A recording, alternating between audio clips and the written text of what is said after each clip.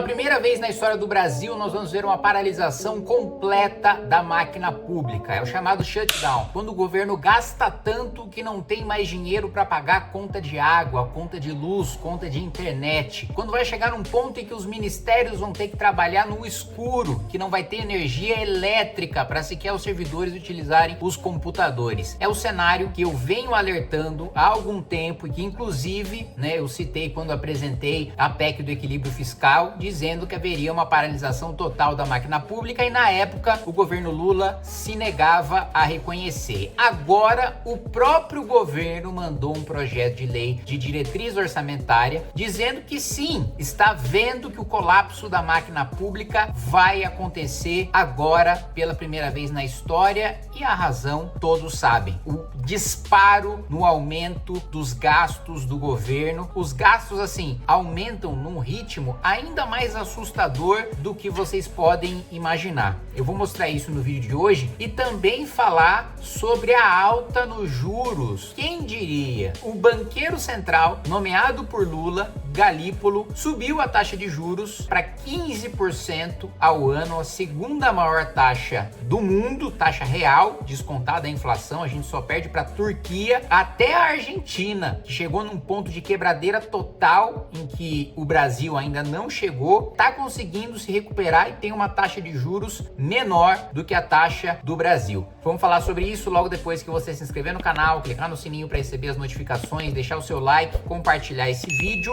mesmo porque é importantíssimo que as pessoas saibam da gravidade daquilo que está prestes a acontecer. São pouquíssimos os veículos de comunicação, principalmente da grande imprensa, que tem dado alertas em relação a esse assunto com a devida atenção, porque é de uma gravidade, de uma catástrofe que nunca aconteceu antes na história do Brasil. Nem no governo Dilma II, em que nós tivemos a pior crise econômica da história, pior até do que uma pandemia, para você ver que o petismo consegue ser mais destrutivo do que uma pandemia global. Nem nesse momento nós tivemos, em termos orçamentários, um colapso tão grave como nós estamos tendo agora com o Lula 3. E eu também vou lembrar para cada um de vocês que nós estamos com o Clube do Livro. Se você quiser receber diretamente na sua casa, livros muito bons, como o caso do Banquete, e de Apologia de Sócrates, de Platão, que assim foi, eu já disse isso algumas vezes, o primeiro livro que me introduziu ao pensamento de Platão, e que foi inclusive na adolescência eu era, não era só ateu, eu era um ateísta militante, e foi Platão que me fez acreditar em Deus, E também, O Príncipe de Maquiavel, e outros livros que você vai receber aí diretamente na sua casa e que tem sido lançados aí mensalmente novos títulos. Clica aí na descrição do vídeo que você vai poder se inscrever. Vamos lá. Gastos sob Lula 3 cresce em ritmo de quase o dobro da receita. Ao longo do terceiro mandato de Lula, a equipe econômica obteve aumento acima da inflação na receita líquida, que é aquela receita livre de transferências para estados, municípios e outros, ou seja, um dinheiro que o governo Lula pode gastar como quiser, que a Constituição não obriga a repassar para mais nada. Esse gasto saiu de 191 bilhões de reais para 344 bilhões, praticamente quase dobrando o que se gastou. Veja só, a gente já tem um cenário de catástrofe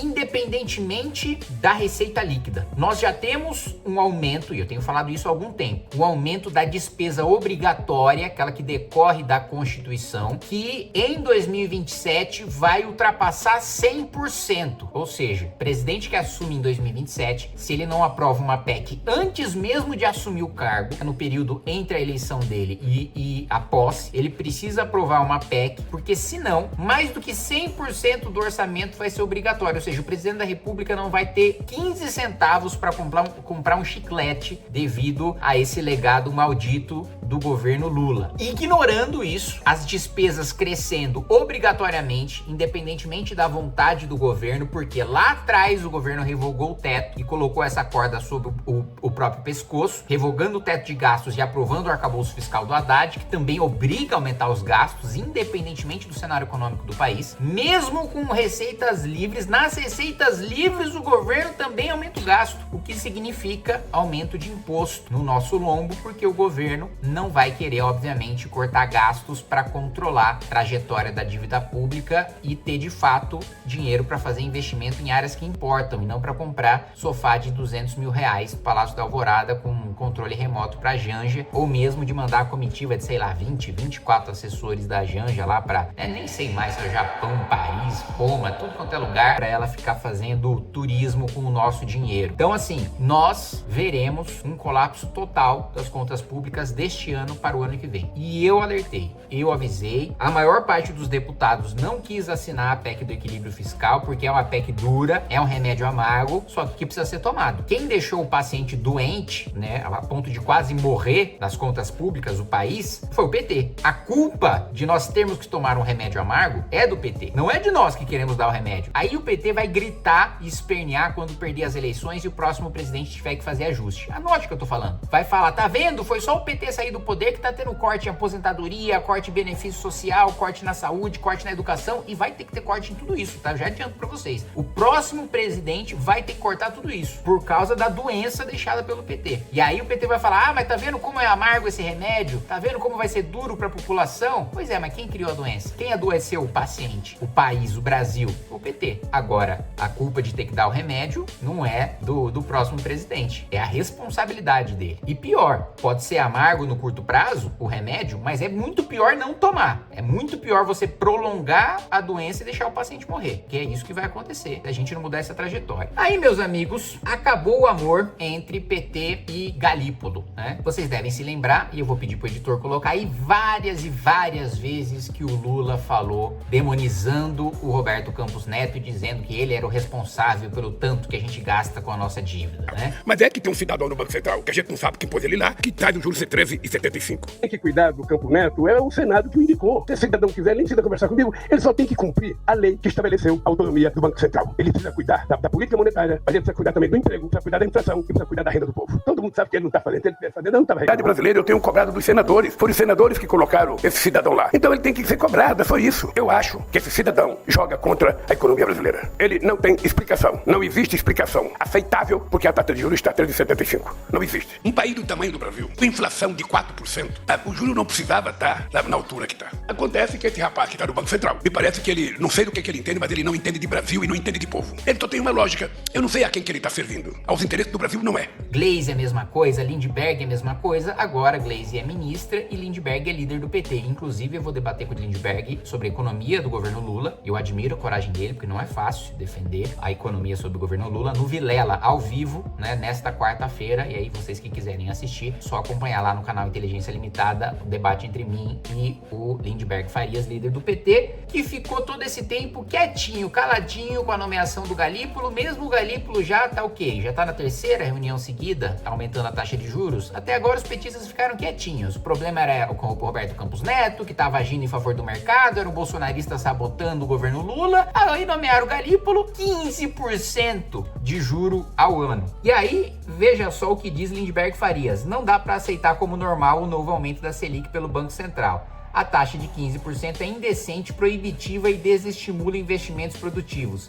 É a transformação do Brasil no paraíso dos rentistas, que é o retrato dos governos petistas, né? Gritar contra banco e garantir dinheiro, lucro recorde para os bancos, né? Dizer que eles são os grandes esquerdistas que promovem a justiça social e taxam os ricos, e no final das contas a bolsa banqueiro é muito maior do que o Bolsa Família. Quem vive de juros ganha, quem trabalha perde. Falam muito de ajuste fiscal e da dívida pública, mas o crescimento da dívida não vem dos programas sociais com saúde ou educação, vem do pagamento de juros. Veja só a contradição, né? Por que os juros estão altos? E aqui eu não tô nem jogando a responsabilidade do Galípolo, eu tô só mostrando o quanto os petistas são caras de pau de criticar o Galípolo, sendo que eles próprios nomearam o Galípolo, e de terem ficado todo esse tempo quietos quando o Galípolo permaneceu fazendo a mesma coisa que o Roberto Campos Neto. E não é responsabilidade do Galípolo, não. O que ele tá fazendo é o seguinte: olha, o governo tá gastando mais do que arrecada. Se o governo gasta mais do que arrecada do nosso dinheiro, ele precisa tomar dinheiro emprestado. Se quem empresta dinheiro pro governo vê que o governo não tem perspectiva de fazer superávit, ou seja, não tem nenhum horizonte em que o governo vai pagar a sua dívida, ele vai cobrar juro mais alto. Se o Banco Central não aumenta os juros, o governo vai pedir dinheiro emprestado e ninguém vai emprestar. E aí sim, você não vai ter dinheiro para pagar programa social, como o Lindbergh está argumentando. Não é a taxa de juros que faz aumentar a dívida e o governo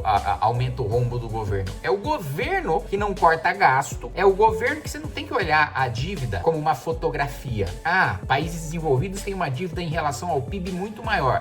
Mas e a curva de dívida deles? O que significa a curva? E quando o devedor olha para frente, ele tá vendo aquele país pagando o que deve? Se tá vendo, aquele país pode se endividar 90%, 100%. Se na trajetória eu tô vendo que o país vai pagar dívida, eu vou cobrar juro baixo. Por quê? O risco de eu tomar calote é pequeno. Por quê? Porque eu tô vendo que esse governo vai ter superávit atrás de superávit. O contrário acontece com o Brasil. Gasta o que não pode, todo mundo vê que vai ter déficit atrás de déficit, e aí o que os bancos falam? Olha, se for para emprestar menos de 15% para esse governo caloteiro aí, não vale o risco, não vale o risco. Vou investir em outra coisa, vou investir em ação, vou investir em debêntures, vou investir em qualquer outra coisa, vou emprestar para outros agentes, porque para o governo simplesmente não vale a pena eu emprestar a juro barato para um caloteiro. Quanto pior é o pagador, maior é o juro. E isso se aplica, assim como para pessoas, aplica-se para governos. É culpa do governo que está gastando. Aí não, a responsabilidade é total do Banco Central. Com um banqueiro central nomeado pelo PT. Com a diretoria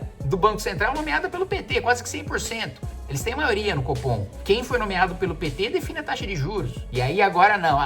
Vai continuar batendo no Banco Central? A culpa ainda é de quem? O Bolsonaro que botou o Galípolo?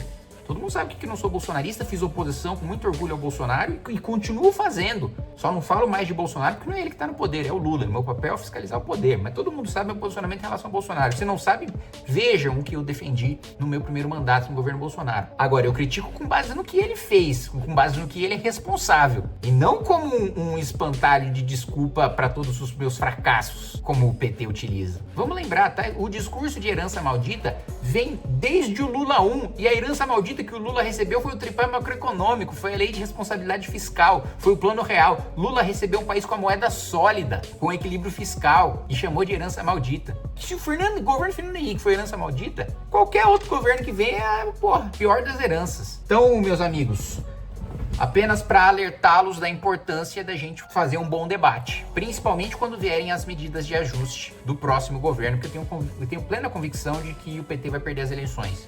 Tenho plena convicção. Sei que muitos de vocês são céticos, mas quando chegar na hora da eleição, vocês vão ver quanto que eu tô certo. Vai perder. E vai perder com certa folga ainda. E aí o próximo governo vai ter que aplicar esse remédio amargo. E aí o PT vai chiar e vai espernear e vai dizer que é tudo culpa do governo que tá assumindo, que odeia pobre. E aí a gente vai ter que saber, por isso que eu tô falando desde agora, mais de 3 anos antes do próximo presidente assumir, desde 3 anos, eu já tô falando e continuo falando, porque nós vamos enfrentar esse debate. Vai ser um debate difícil porque a população em geral não entende, não sabe trajetória de dívida, juro, não entende, a população não entende. Então nós temos que promover e que travar esse debate. Valeu, um abraço.